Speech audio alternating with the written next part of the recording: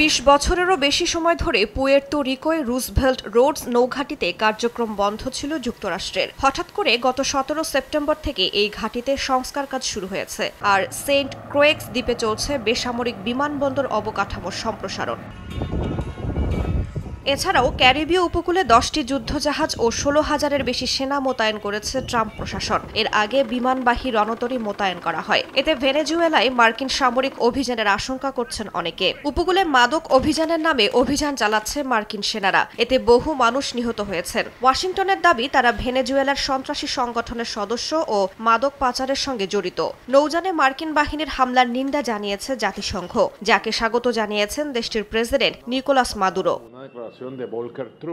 যুক্তরাষ্ট্রের অনেক আইন প্রণেতাই ওয়াশিংটন যুদ্ধের দিকে অগ্রসর হচ্ছে বলে শঙ্কা জানিয়েছেন। প্রশ্ন উঠছে, ভেনেজুয়েলার বিপুল প্রাকৃতিক সম্পদে প্রবেশাধিকার নিশ্চিত করতেই কি ট্রাম্পের এমন পদক্ষেপ? গণমাধ্যমের তথ্য মতে ভেনেজুয়েলায় তেলের মজুত প্রায় ৩০৩ বিলিয়ন ব্যারেল, যা বিশ্বব্যাপী মোট মজুতের ১৭.৫%।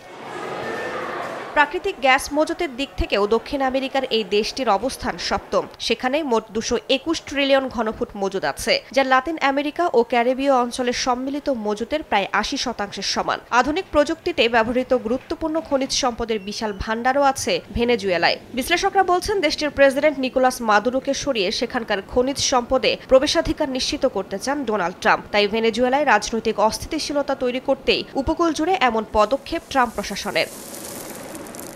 এদিকে নিকোলাস মাদুরোর নিরাপত্তা জোরদারে ভেনেজুয়েলায় ভাড়াটে ওয়াগনার বাহিনীর সদস্যদের পাঠিয়েছেন রাশিয়ার প্রেসিডেন্ট ভ্লাদিমির পুতিন। চলতি বছর মস্কোয় কৌশলগত অংশীদারত্ব ও সহযোগিতা চুক্তি সই করেন দুই প্রেসিডেন্ট। ২০১৯ সালে নির্বাচনের সময়ও মাদুরোকে সহযোগিতায় ওয়াগনার বাহিনীকে পাঠানো হয়েছিল।